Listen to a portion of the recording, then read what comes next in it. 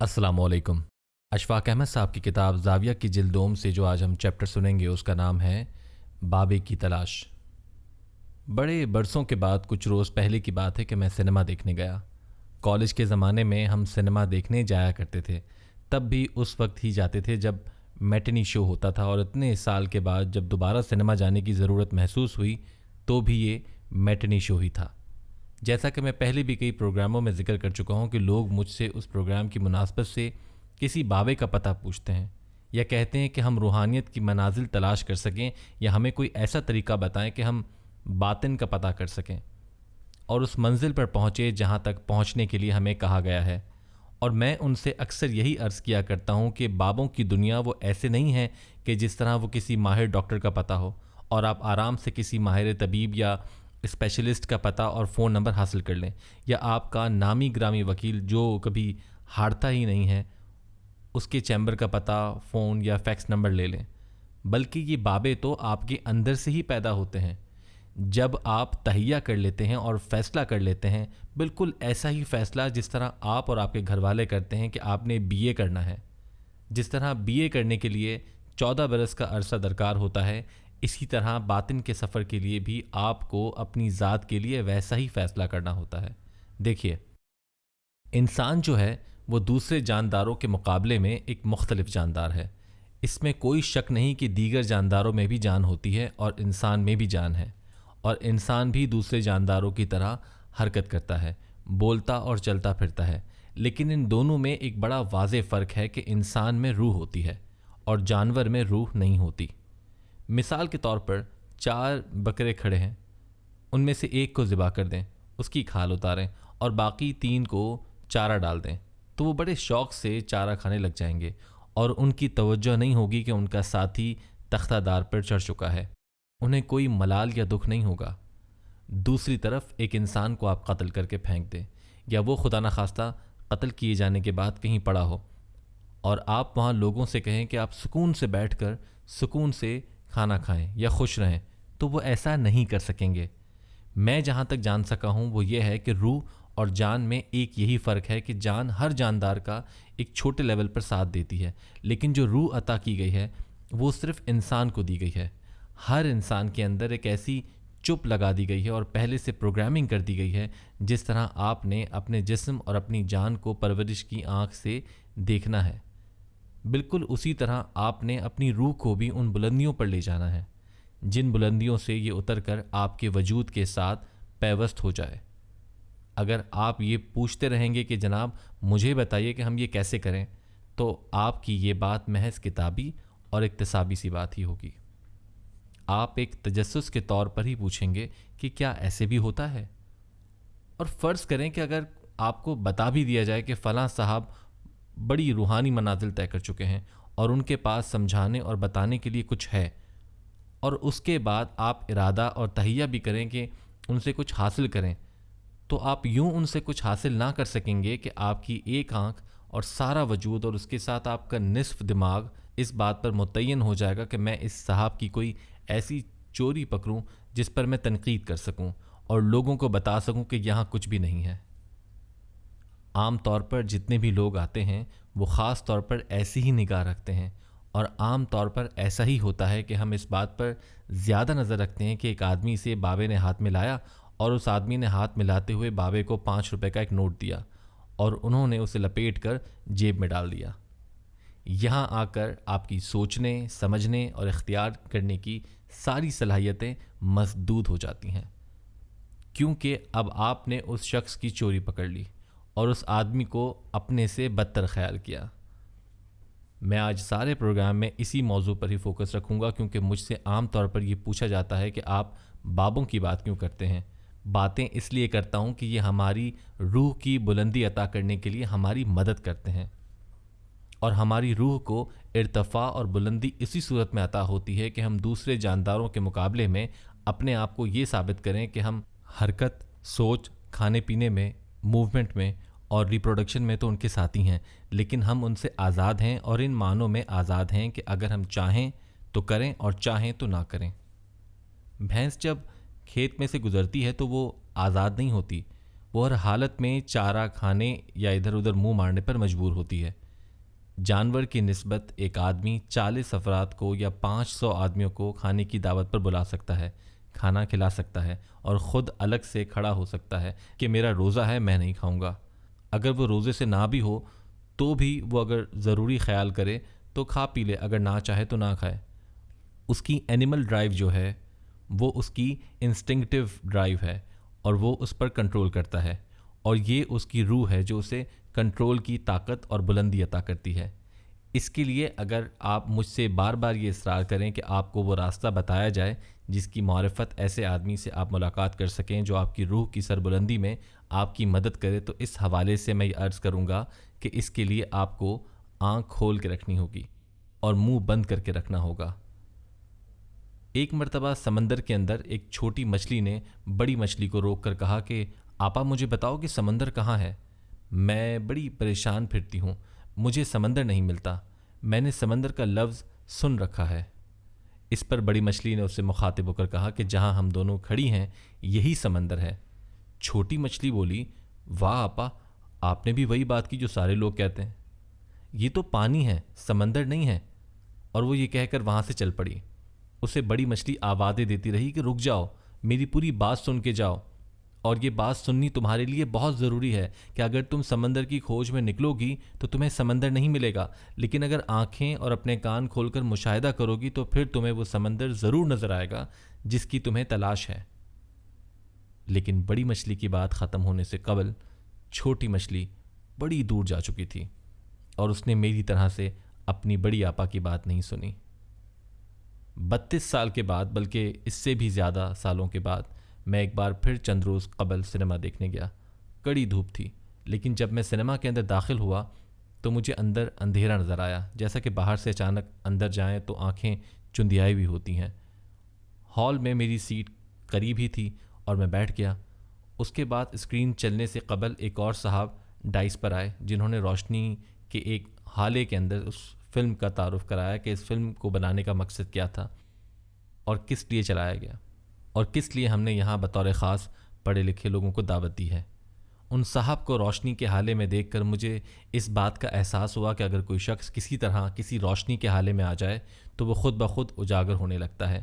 اس کو یہ کہنے کی ضرورت محسوس نہیں ہوتی کہ دیکھو اس وقت میں اپنا آپ ظاہر کر رہا ہوں۔ فلم شروع ہوئی اور ہال میں بالکل اندھیرا چھا گیا۔ تھوڑی دیر کے بعد ہال کا دروازہ کھلا اور ایک اور تماشائی اندر داخل ہوا۔ میں نے پلٹ کے دیکھا، وہ مجھے نظر تو نہیں آیا کیونکہ دروازہ بند ہو گیا تھا۔ جب دروازہ کھلا تھا تو اندر آنے والے شخص کا وجود مجھے نظر آیا تھا۔ میں سوچنے لگا کہ یہ آدمی تو کسی صورت میں بھی اپنی سیٹ تک نہیں پہنچ سکتا، لیکن تھوڑی ہی دیر میں ایک ٹارچ چلی اور اس ٹارچ نے اس شخص کے پاؤں کے اوپر ایک چھوٹا سا ہالہ بنایا اور اس ہالے کی مدد سے وہ شخص چلتا گیا۔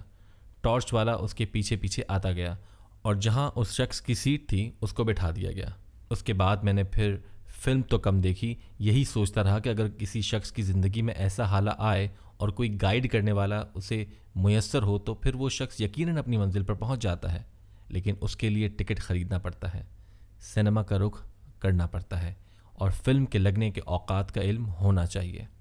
دروازہ کھلنا چاہیے، پھر ٹارچ والا خود بخود آ کر مدد کرتا ہے، اور آپ کو مدد کے لیے کسی کو پکارنے یا آواز دینے کی ضرورت ہی محسوس نہیں ہوتی ہے۔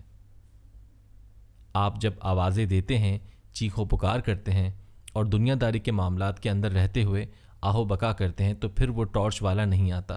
اس طرح آپ بس پتے اکٹھے کرتے رہتے ہیں اور ٹیلی فون نمبر جمع کرتے رہتے ہیں، لیکن وہ بات جو بڑی مچھلی نے چھوٹی مچھلی سے کہی تھی کہ آنکھیں کھول کے رکھو اور مشاہد بن کر رہو تاکہ تم پر سارے بھید آشکار ہو اور روشن ہو۔ اس مادی زندگی میں جس میں بار بار آپ کے دوست و احباب، عزیز و اقارب مادہ پرستی کی بات کرتے ہیں کہ جی پاکستان میں لوگ بہت مادہ پرست ہو گئے ہیں، لوگوں میں پہلی سی محبت، پیار اور یگانگت نہیں رہی۔ مادہ پرستی کا کھیل صرف پاکستان میں ہی نہیں چلا ہے، بلکہ ساری کی ساری دنیا اس وقت مادہ پرستی کے چکر میں ہے۔ میں سمجھتا ہوں کہ یہ بری بات نہیں ہے۔ میں ایک ایسے علاقے میں رہا ہوں اور ایسی جگہ جنما پلا ہوں جہاں سانپ بہت ہوتے تھے اور کلر کے سانپ بکثرت پائے جاتے تھے۔ ہم بچپن میں جنگل میں جا کر یا ویران اور گرے پڑے گھروں میں سانپوں کی کنچلیاں اکٹھی کرتے تھے۔ کیا آپ کو سانپوں کی کنچلیوں کا پتہ ہے؟ سانپ ایک خاص وقت پر سو جاتا ہے اور اس کے جسم کے اوپر ایک پلاسٹک کے شاپر بیگ کی طرح کی باریک کھال یا کینچلی چڑھ جاتی ہے، اور اس کینچلی پر اس سانپ کے سے نقش و نگار منتقل ہو جاتے ہیں، اور سانپ ایک خاص عرصے کے لیے اس کینچلی کے اندر رہ کر ہائبرنیٹ کرتا ہے۔ تب نہ وہ سانس لیتا ہے، نہ کھانا کھاتا ہے، بالکل مردہ یا سد بدھ ہو کے پڑا رہتا ہے۔ میں اس اکنامک ورلڈ میں جب بھی اس کینچلی کو دیکھتا ہوں تو میں غور کرتا ہوں کہ ہم سانپ ہیں جو اکنامکس یا پیسے کی دوڑ کے اندر اپنے بدن پر کینچلی چڑھا کے خاموش پڑے ہوئے ہیں۔ ہم بے حس و حرکت ہیں اور ہمارا کوئی بس نہیں چلتا۔ ہمیں کنزیومر گڈز بنانے والی کمپنیاں جس طرح چاہتی ہیں استعمال کرتی ہیں اور کرتی چلی آ رہی ہیں۔ خواتین و حضرات، جس بات سے آپ خوفزدہ ہیں زیادہ دیر تک چل نہیں سکے گی، کیونکہ ایک ایسا وقت آتا ہے جب سانپ کو اپنی گروتھ کے لیے اس کینچلی کے اندر سے نکلنا پڑتا ہے، اور وہ کمال سے اور بڑی عجیب و غریب حرکات و سکنات کر کے اپنے بدن کو پرانی ٹوٹی دیواروں سے رگڑ کر اور گھسا گھسا کے کنج یعنی کینچلی سے باہر نکلتا ہے، اور اپنی وہ کینچلی پیچھے چھوڑ جاتا ہے۔ جب وہ باہر نکلتا ہے تو وہ زندگی میں اور زندگی کے دوسرے جانوروں کے ساتھ شامل ہوتا ہے۔ سانپ جس طرح اپنی نشو و نما کے لیے ایک خاص وقت پر اس خول سے باہر نکلتا ہے اور باہر آ کر زندگی میں شامل ہوتا ہے اور نئے انداز اور ڈھنگ اور نئے سرے سے سانس لیتا ہے، اسی طرح ہی انسانوں کی یہ ساری بستیاں جو مجموعی طور پر اس وقت اپنی اکانومکس کی کینچلی کے اندر لپٹی پڑی ہیں، ان کو اپنی گروتھ کے لیے باہر نکلنا ہی پڑے گا، اور یہ نکل کے ہی رہیں گے، کیونکہ یہ معاشرہ، یہ دنیا اور یہ خدائی اور جتنا اس کام کے لیے نہیں بنی جس میں اس کو داخل کر دیا گیا ہے، یا ایک مخصوص کینچلی چڑھا دی گئی ہے۔ یہ بستیاں اپنی روحانی نشو و نما کے لیے بنی ہیں، اور ان بستیوں کے باسیوں کو اپنی روحانیت کا مظاہرہ کرنا ہے اور اپنے باطن کے سفر میں آگے نکلنا ہے۔ باطن کے اس سفر میں آپ شور و غوغا کر کے، کسی کو ٹیلی فون کر کے، کسی کو میسج بھیج کر، یا کسی کو اپنے کمپیوٹر کے ذریعے ہوشیار کر کے نہ کوئی پیغام دے سکتے ہیں اور نہ ہی لے سکتے ہیں۔ یہ خاموشی کی ایک دنیا ہے۔ اس میں اگر آپ کبھی داخل ہو سکتے ہیں تو پھر ہی آپ اس کا مزہ لے سکتے ہیں۔ مت پوچھیں کہ ہمیں کسی بابا کا پتہ بتائیں، آپ خود بابا ہیں۔ جب آپ کو دیوار سے ٹیک لگا کر آرام سے بیٹھنا آ گیا اور دنیا کی سب سے بڑی عبادت یعنی آپ خاموشی میں داخل ہو گئے، تو آپ کے اوپر انوار و برکات کی بارش بھی ہونے لگے گی، اور انواع و اقسام کا رزق آپ کا مقدر بنتا چلا جائے گا۔ میں جب اٹلی سے لوٹا تو میں بحری جہاز متناوع وکٹوریا کے ذریعے وطن آیا۔ یہ میرا آبی جہاز پر سفر کرنے کا پہلا تجربہ تھا۔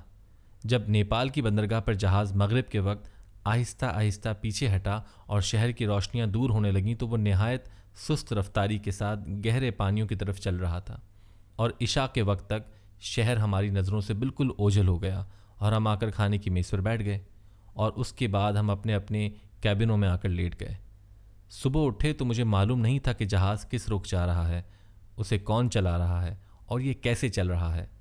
ہم جب ناشتہ کر ہی رہے تھے تو اسپیکر پر ایک آواز گونجی۔ وہ نہایت میٹھی سی اٹالین انداز میں انگریزی بولنے کی آواز تھی جو کہہ رہی تھی کہ میں کپتان بول رہا ہوں، and I want to say something to you and give some instructions. ہم سب نے یہ سن کر اپنا کھانا وہیں چھوڑ دیا، اور کپتان کی آواز آتی رہی، اور وہ ہمیں بتاتا رہا کہ ہمیں کیا کرنا ہے اور کس طرح سے یہ 11 دن کا سفر اس کے ساتھ گزارنا ہے۔ نہ ہمیں کپتان کبھی نظر آیا، نہ اس سے تعارف ہوا، نہ ملاقات ہوئی، اور نہ ہی اس سے ملنے کے مواقع میسر آئے۔ ایک صرف اس کی آواز ہی تھی جو آتی تھی اور ہمیں زندگی کے ایک نئے مرحلے میں داخل کر جاتی تھی۔ میں نے اس وقت جب بہت طوفانی سمندر سے جہاز گزر رہا تھا تو میں نے سوچا کہ ایک اور بھی کشتی ہے جس کو ہم دنیا کہہ سکتے ہیں، اور اس کشتی کا ایک نگہبان اور کپتان بھی ہے جس کی آواز ہم تک پہنچتی رہتی ہے، جو ہمیں ہدایات دیتا رہتا ہے اور احکام صادر کرتا رہتا ہے۔ وہ ہمیں دکھائی نہیں دیتا، ہمیں ملتا نہیں ہے، اور نہ ہی ملنے کی امید ہوتی ہے، اور ہم اس کے حکم کے مطابق چلتے رہتے ہیں، اور جو اس کے احکام ماننے والے ہوتے ہیں انہیں کسی بابے یا کسی انسٹرکشنز دینے والے کی ضرورت محسوس نہیں ہوتی۔ یہ خاموشی اور تنہائی کا سفر ہے۔ جو بھی اس سائلنس کے سفر کو اختیار کرتا ہے اس کو بند اندھیرے کمرے میں ایک دروازہ ضرور نظر آتا ہے جس میں وہ روحانی طور پر داخل ہو سکتا ہے۔ آپ کے پاس اور ہمارے پاس روح کا وہ جلوہ موجود ہے، اور وہ چپ جس کا میں نے پہلے ذکر کیا تھا وہ کسی اور کے اگنائٹ کرنے سے نہیں چلے گا، وہ آپ ہی کی کوشش اور جد و جہد سے چلے گا۔ لیکن یہ کوشش اور اسٹرگل اس سے مختلف ہے جو آپ اکنامک ورلڈ میں کرتے ہیں یا جو آپ کمپٹیشن میں کرتے ہیں، اور جس طرح سے ہمیں حکم ہے، جس طرح اسلام نے رخ مقرر کیا ہے کہ آپ نے اس رخ کھڑے ہونا ہے، اور خدا نے تو فرمایا ہے کہ میں ہر جگہ موجود ہوں، لیکن ہمیں حکم دیا ہے کہ تم خانہ کعبہ کی طرف منہ کر کے ساری کوشش شروع کرو۔ ہم نے سب سے پہلے رخ کو متعین کرنا ہے۔ اگر آپ روحانیت کی دنیا میں داخل ہونے کے آرزومند ہیں تو سب سے پہلے آپ کو اپنی ذات کو یہ سمجھانا پڑے گا کہ ہم ایک رخ لے کر اس کی طرف بڑھیں۔ پچھلے دنوں ایک جغرافیہ کے رسالے میں نے ایک مضمون دیکھا جس میں لکھا تھا کہ بہت دیر پہلے لوگوں نے ایک چھوٹے سے جزیرے پر ایک خوبصورت عبادت گاہ بنائی اور اس میں دنیا کی ہر قسم کی دھات کی گھنٹیاں لگائیں، اور وہ گھنٹیاں ہوا کے چلنے سے بجتی تھیں۔ پھر ایک وقت ایسا آیا کہ وہ جزیرہ آہستہ آہستہ زیر آب آ گیا، اور وہ مندر یا عبادت گاہ پانی کی آغوش میں آ کر ختم ہو گئی۔ کچھ پرانے لوگ بتاتے ہیں کہ ابھی بھی وہاں پانی کے اندر سے گھنٹیوں کی آوازیں آتی ہیں، اور جو سننے والے کان رکھتے ہیں انہیں وہ آواز اب بھی صبح و شام آتی ہے۔ لیکن ان سننے والوں کا کہنا ہے کہ آپ کو گھنٹیوں کی آواز سننے کے لیے سمندر کی آواز سے ہم آہنگ ہونا پڑے گا۔ اس طرح خدا سے بات کرنے اور اس کو سننے کے لیے اس کی مخلوق کے درشن کرنا ہوں گے۔ جو لوگ مخلوق خدا کے متعلق غور کرتے ہیں اور اس کے ہو جاتے ہیں اور مخلوق خدا کی خدمت کا راستہ اختیار کر لیتے ہیں، یا وہ لوگوں سے کیڑے نکالنے بند کر دیتے ہیں، ان کو کسی بابے، کسی رہنما یا ہادی کی ضرورت نہیں ہوتی۔ وہ ڈائریکٹ اس آواز میں پہنچ جاتے ہیں جو سمندر کے نیچے چھپے ہوئے عبادت گدھے کو ہر وقت نمودار ہوتا دیکھتے رہتے ہیں۔ خدا آپ کو آسانیاں عطا فرمائے اور آسانیاں تقسیم کرنے کا شرف عطا فرمائے۔ اللہ حافظ۔